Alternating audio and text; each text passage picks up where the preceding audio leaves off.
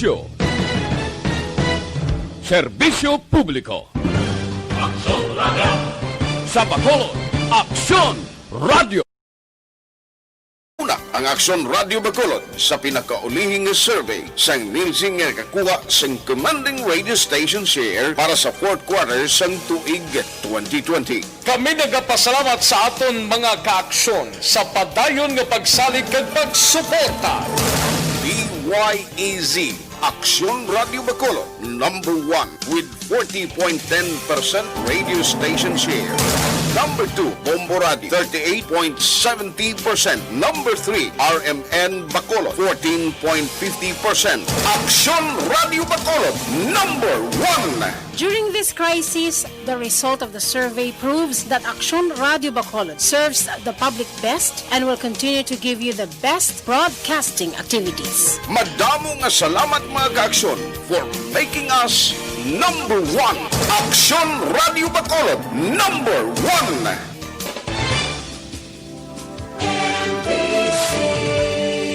Manila Broadcasting Company. Sa balita, komentaryo, isyu, serbisyo publiko. Aksyon Radio. Sa Bacolod, Aksyon Radio. Aksyon Radio.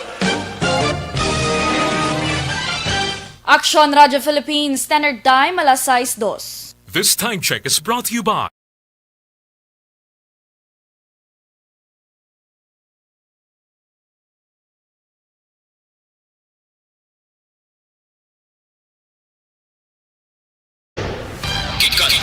Gikan sa News Center sa Aksyon Radio. Aksyon Radio.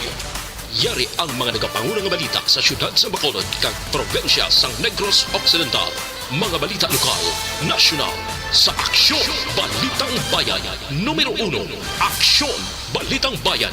Numero 1, two-time kapisanan ng mga broadcasters. Golden Dev nominee for Best Provincial Newscast. Aksyon Balitang Bayan. Numero 1. Aksyon Balitang Bayan. Numero 1.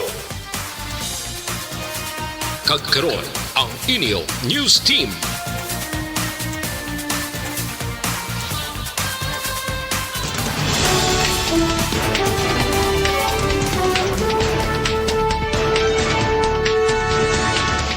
Sa ato nagapangunan nga mga pangulong dinalan sa mga balita lokal, road plan kag transport sa illegal nga droga ginbag-o sa mga illegalista. 200 ka mga quarry permits sa Northern Negros, ipaidalom sa pag-review. Sa balita nasyonal, COVID-19 UK variant na detect na sa Pilipinas. Kontrata para sa 20 million doses ng COVID-19 vaccines pirmahan subong adlaw. Mayo nga Bacolod, mga gabalugamahin sang Western Visayas. Karong adlaw Webes, Enero 14, 2021. Ang inyong news team, Aksyon Eden Aboso. kag Aksyon Boy Duran. Ang mga balita lokal, pagkatapos lamang sini.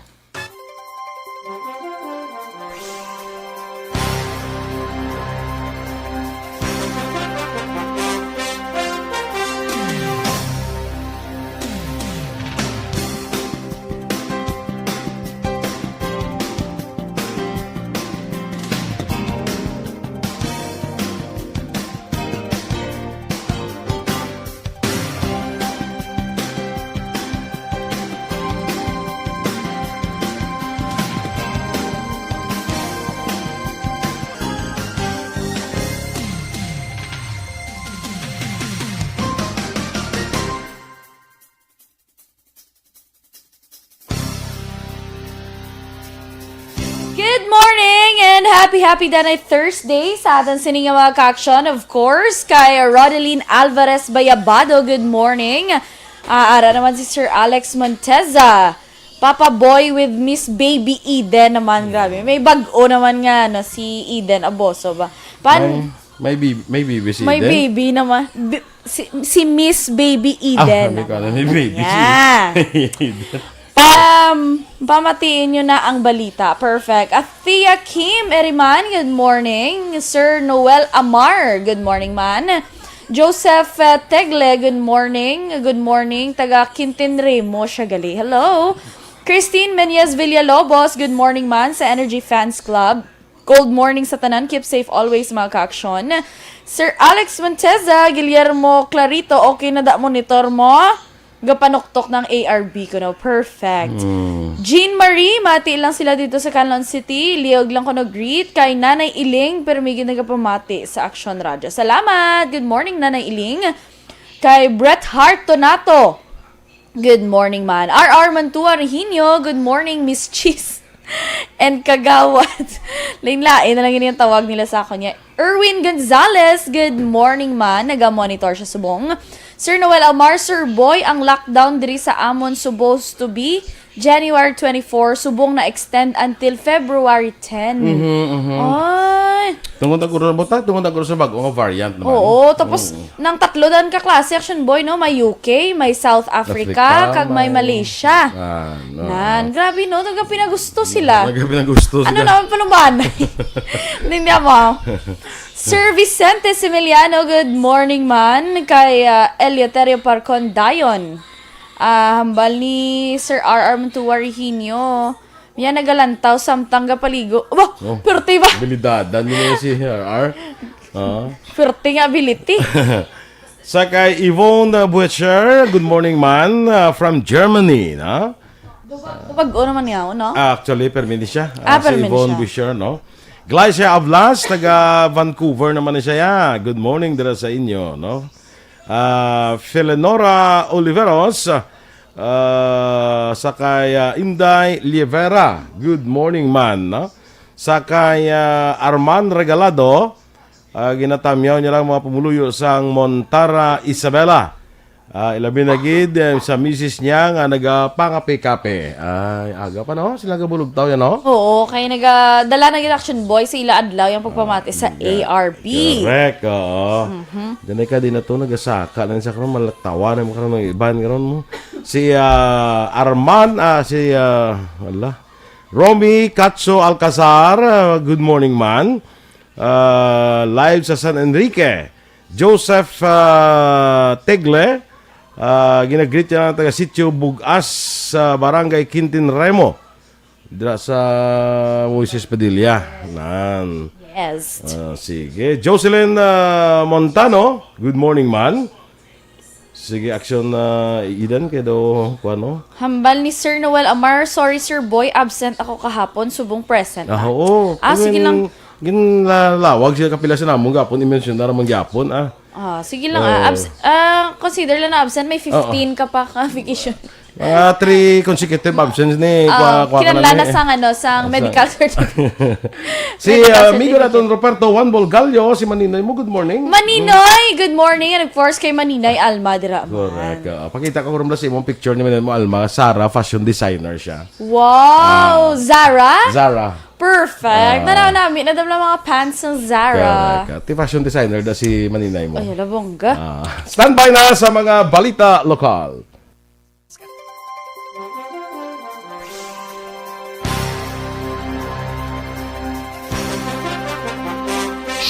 Balitang Bayan, Numero 1.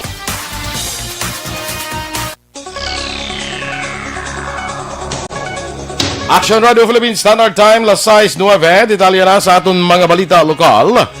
Ginapahayag ni PIDEA Negros Occidental Head Nicolas Gomez nga ginbag-o sa mga ilegalista ang ilang road plan sa pagtransport sa illegal nga droga pasulod sa siyudad sa Bacolod nga probinsya. Sunod kay Gomez, pagi sa natipon nga impormasyon gikan sa PIDEA Intelligence Operatives, ginapadala illegal nga droga pagi sa courier services nga ginabiyahe sa mga rolling cargo sa Manila padulong sa isla Sampanay, pakadto sa siyudad sa Bacolod kag Cebu sakay sa mga roll-on roll-off vessels. Duman pa ni Gomez, ginumpisahan sa mga illegalista ang nasambit nga estilo tinik dan tuig. Ginpahag man ni Gomez nga tubtob karon aktibo ang ilahanay sa paneling sa mga seaport kag terminal sa mga bus sa pag-usisa sang mga bagahe kag mga padala.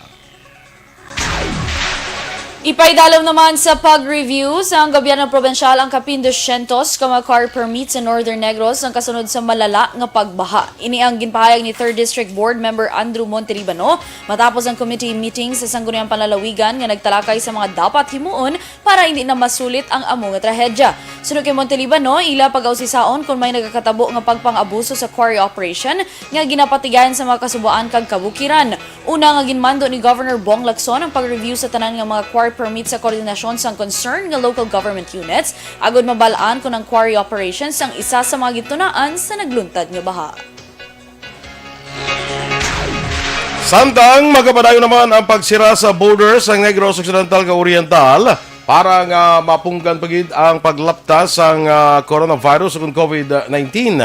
Ini ang ginpahayag naman ni Negros Occidental Governor Bong Lacson matapos ang Zoom meeting nga iya ginpatigayon sa mga alkalde sa probinsya kahapon nga adlaw. Suno kay Lacson, ini ang ilang na desisyonan bangod madamo sa gyapon sang COVID-19 active cases sa probinsya sang Negros Oriental. Dugang pa sang komendador, magalawig ang pagsira tubtob nga maghagan-hagan ang nabilin nga mga kaso sa bugos nga isla sang Negros. Ang plano nga pagbukas sa borders ng duha ka probinsya, ang isa sa mga gintalakay sa virtual meeting ang ipatawag ni Lacson sang kahapon nga adlaw. Sa record sang Negros Oriental tubtob Enero 12 tuig 2021, ang ini ang mayara sa 207 ka mga active cases samtang 12 naman kung samtang isa katus naman sa Negros Occidental sa tubtob sang Enero 11 tuig 2021. Marso tuig 2020 sang ginumpisahan ang pagpasira sa Negros Island borders para mapasiguro ang kaluwasan sa mga pumuluyo kag mapunggan ang paglaptas sang COVID-19. Borders of between Negros Occidental and Negros Oriental, and again it was agreed not to lift the borders, to continue with the status quo because the active cases in Negros Oriental is higher than that of the province. Ang kabahin sa pahayag ni Governor Bong Lacson. Ginanunsyo naman sa DOH 6 ang 89 kabagong nga kaso ng COVID-19 sa Western Visayas nga nagdala sa kabilugan nga 22,089. Sa report sa ahensya, nangunang probinsya sang Iloilo sa may madamo nga kaso nga naglambot sa 31, ginsundan sang Negros Occidental nga may 17, Iloilo City nga may 14, Aklan nga may 10, Antique nga may 9, Guimaras nga may 4, Bacolod City nga may 3, kag Capiz nga may 1. Samtang nadugangan sang 38 ang recoveries nga nagdala sa kabilugan nga 20,700 kag tatlong bago nga napatay nga nagdala sa kabilugan nga 684. Samtang ginpaboran sa Korte Suprema pagi sa ilang 3rd Division ang desisyon nga pamatmatan ang duha ka anay pulis sa Bacolod sa kaso ng kidnapping kag pagpatay sa isa ka anay barangay kapitan kag duha pa ka mga persona sa tuig 2003. Gin-adapt sang korte ang findings ng Regional Trial Court sa Giulngan City, Negros Oriental nga nagpamatmat sa ilan na Police Inspector Clarence Dungael kag SPO4 Jimmy Fortaleza sang reclusion perpetua para sa 3 ka counts ng murder o 120 ka tuig nga pagkapreso nga may dugang pang penalidad para sa arbitrary detention. Ginmando man sang korte nga magbayad ang duha ka pulis sang 100,000 pesos para sa civil indemnity, 100,000 pesos para sa moral damages, kag 100,000 pesos para sa exemplary damages sa pamilya sa mga biktima. Ginapabayad man ang duha sa pamilya ni Anay Barangay Kapitan Eleuterio Salabas sang Barangay Panukoy sang 4.4 milyones pesos, 2.7 milyones pesos sa pamilya ni Ricardo Suganob, kag 400 pesos sa pamilya ni Maximo Lumolho Jr. Dugang pa, 3.5 milyones pesos kay Salabas, 1.5 milyones pesos kay Suganob, kag 50,000 pesos kay Lumolho para naman sa damages. Sa iban pang balita lokal, tingnan naman sa Negros Occidental Police Provincial Office nga ma-maintain sini ang tuig 2021 ang ilang maayong performance matapos magpanguna sa Individual Commander's Evaluation Rating kag Unit Performance Evaluation Report sa bilog nga PRO6. Sunod kay Deputy PIO Lieutenant Abigail Donasco, ini nga rating nga nagapakita sang maayong nga liderato ni Police Colonel Romy Palge paagi man sa bulig kag kooperasyon sang tanan nga mga kapulisan sa probinsya kag suporta man sa nagkalain-lain nga mga LGU, ilabi na ang provincial government. Dugang pa ni Donasco, determinado ang liderato sa kapulisan sa probinsya nga mapadayon ini nga rating kag performance sa handom nga mapabilin ang katawhayan kag kalinong sa bilog nga Negros Occidental. Aksyon Radio Philippines Standard Time, las 6:14.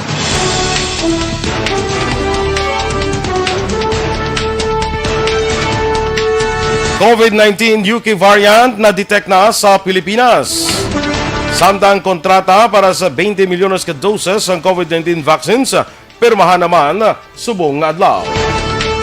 Ang detalye sa aton mga balita nasyonal sa magbalik sa aksyon, Balitang Bayan Numero 1.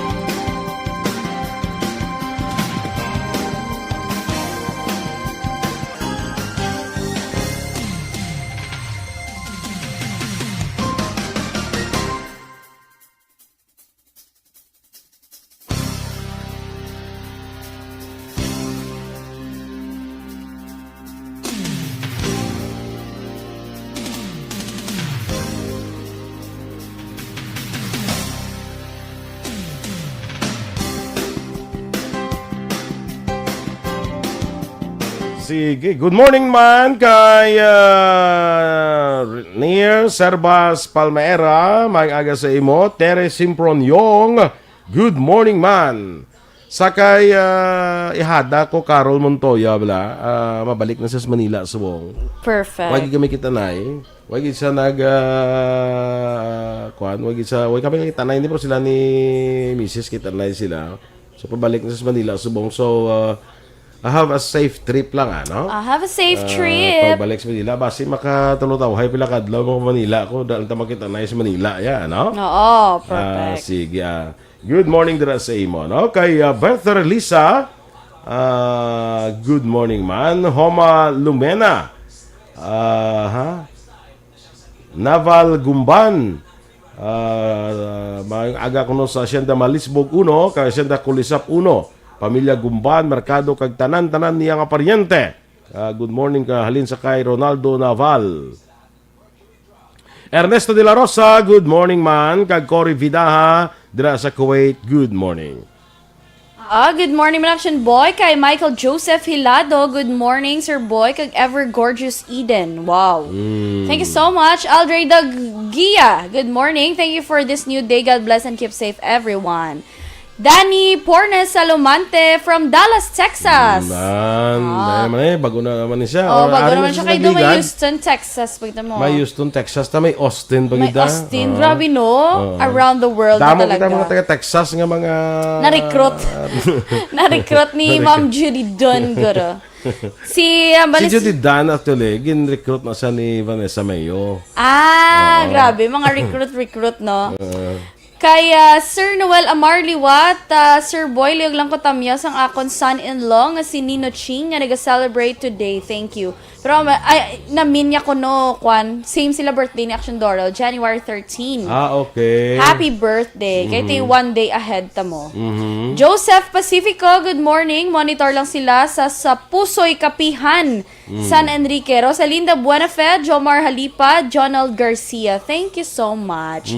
Sir Lito Dayab, good morning. Kay Amor Armas, good morning man. And of course, Texi Eboseo, good morning. Hambali Mamantonet Piliado, good morning kuno kay Dodoy, kag Arlie Piliado, kag kay Melchu, kag Aplaha, San Sawi, sang Sala Carlota, kag kay Anola Piliado, sang UK. From Canada naman, Action Boy. Perfect. Ginapatamyaw manimigo ta Roberto Juan Bulgalio si Madam Laging Mijares. Good morning kay Good Laging morning. Mijares. Sige. Okay. Follow mo da. Na-follow ko man siya. Alma Agravante Sabater. Victor Tugaf. Good morning man. Evelyn Nipumuseno. Renan Payongayong. Sa kay Kadi Laurilia. Nado ga imo nga katulman. Nado ka katulman? Odo kala no. Ang ginapa ko do gina off. Ako na mo man. Kaya ate mo gina ko ng tiyempo sa Action Boy mo. Gani Hindi mo nakubed. Hindi. Hindi man. Hindi lang Action Boy. Robert Roma, good morning dala sa imo. Sa kay Ani Vergara Balasabas. Makay Maria Allen Rico. Kag kay sige. Maria Allen Rico, Rena, sige. Ano na siya? Good morning man sa kay Captain Joseph Katunina Action Boy dala sa Banos ng Ibing Magalona. Of course, Captain Junji Liba man. Major John Joel Batus-Batusan. Grabe na ilawag na lang nito. Yung mga maninoy mo. Mga maninoy. Except sa isa, ginagapon. Bahala ka dyan! Bakit ito mudlo? Ginamataw mo yan. Bahala ka dyan. Kabalo na sila. Basta, ara lang ya si Maninoy One Ball Galio. Kay nako. Kasi maninoy mo dyan, chong yan. Maninoy John Chong Gali, good morning. Kaya of course, sa bago ko lang maninay, si Ma'am Eleanor si Fukuda. Eleanor Fukuda. Ma'am Maninay, Eleanor Fukuda, good morning. Kabay pa nga batunon mong ako nga proposal. Nga mangin maninay, taka. Sa sini nga mga panahon sa kay Phil, sa kay good morning man eh.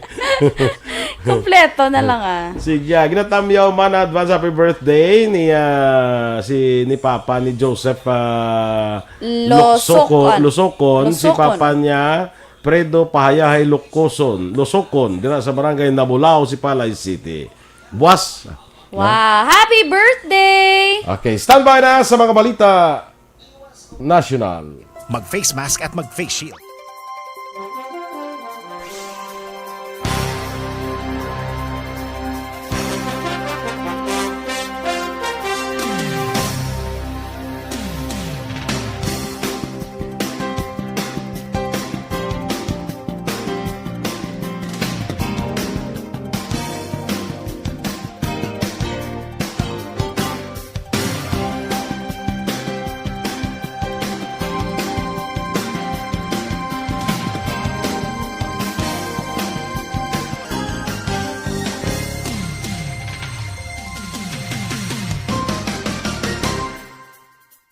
Balitang Bayan, Numero 1.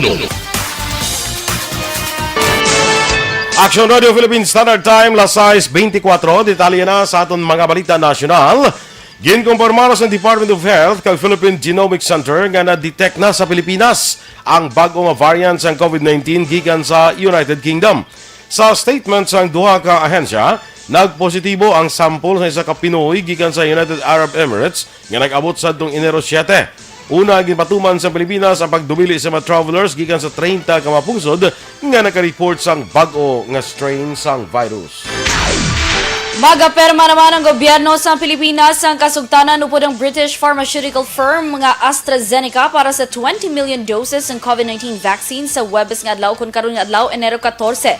Sa laging handa briefing ginpahayag ni Vaccine Czar Carlito Galvez Jr. matapos permahan ang deal mayara sang tripartite supply agreement nga permahan ng gobyerno national, LGU kag vaccine maker. Ginpatag ni Galvez nga kun ang isa ka LGU magbakal sa 30% nga bakuna usar ang ilang nga budget, ang gobyerno national nasyonal ang magabakal sang 70%. Ining kasugtanan ang dugang sa unang nga tripartite agreement sa tunga sang Pilipinas, private sector kag AstraZeneca para sa 2.6 million doses nga bakuna nga ginpermahan sang Nobyembre tuig 2020. Una na nga nakakuha ang AstraZeneca sang emergency use authorization gikan sa United Kingdom regulators. Nag-apply man ang kompanya sang EUA sa FDA sang Pilipinas tinalikdan nga semana. Samtang ginpahayag naman ni DILG spokesperson Undersecretary Jonathan Malaya nga mas ginpili sa madamong local government units ang bakuna nga himo sang AstraZeneca gikan sa United Kingdom. Nagwa sa listahan sa National Task Force Against COVID-19 nga 22 ka lugar ang nagpili sang bakuna. Ining ginalakipan sa mga syudad sang Las Piñas, Mandaluyong, Makati, Manila, Muntinlupa, Navotas, Caloocan, Pasig, Quezon City, San Juan, Taguig, Valenzuela sa Metro Manila, Antipolo, Baguio, Dagupan, Vigan, Bacolod, Iloilo, Ormoc, Davao, Oroqueta, kag Zamboanga.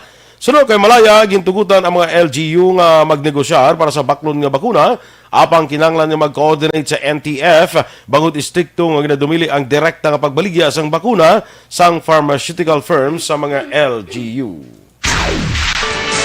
Ginpahag naman ni Presidente Rodrigo Duterte nga wala ginapuwersa ang sinuman nga magbaton sang bakuna nga ginatanyag nga libre sang gobyerno. Sa public address kagabi ginhimo sang presidenteng palayag bangon may pila ka mga local government units ang ginaligar mabakal sang ilang kaugalingon nga bakuna tungod mayara man sang pondo. Sunod kay Duterte, wala siya sang may mahimo sa desisyon na apang nagapabilin ang iya kumpiyansa sa ginpiling nga bakuna ni Vaccine Czar Secretary Carlito Galvez Jr.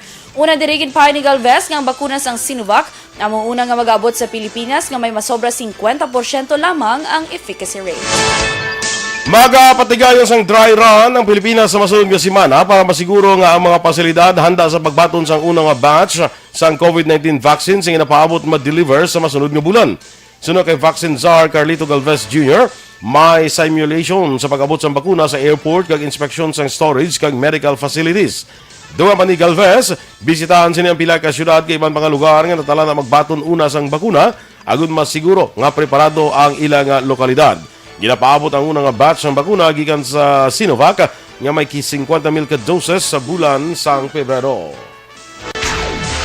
Naglabot naman sa 492,700 ang kabilugan nga kaso ng COVID-19 sa Pilipinas matapos ginanunsyo sa DOH 6,453 ka bago nga kaso. Nangunang syudad sa Quezon nga may madaw nga bago nga kaso nga may 95, ginsundan sa Cavite nga may 66, Manila nga may 54, Davao City nga may 50, kag Cebu nga may 44. Samtang 397 naman ang bagong recoveries nga nagdala sa kabilugan nga 458,523 kag 146 ang bagong nga napatay nga nagdala sa kabilugan nga 9,699.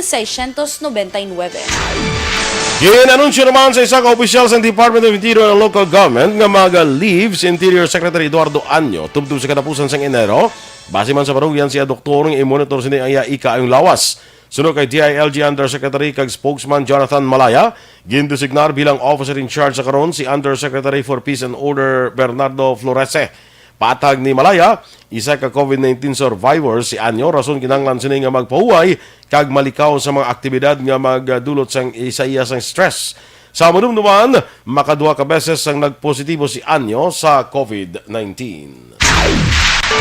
Sa katapusan nga balita national, ginkakibot naman sang ginikanan sang 8 ka tuig nga bata nga lalaki sa syudad sang Davao matapos nakitaan nga masobra 100,000 pesos ang ila bank account charges sa sulod lamang sang duha ka adlaw. Ginpahay ni Julmar Grace Locsin, 39 anyos, Chief Executive Officer kag tag-iya sang FVA Business Consultancy and Surge Digital Agency nga wala sini ginapaabot nga sang i-track ang bank statement sang ila negosyo.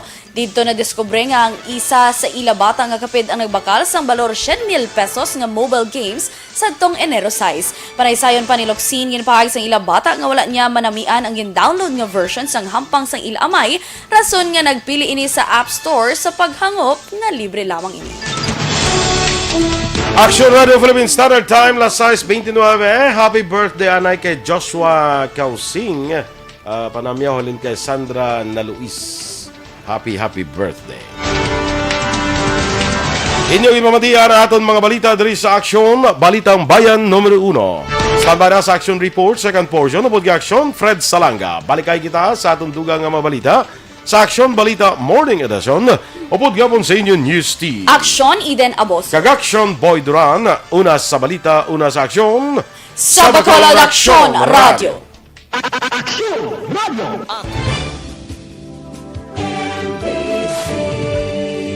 Manila Broadcasting Company. Sa balita, komentaryo, issue, serbisyo publiko. Sa Bacolod, Aksyon Radio.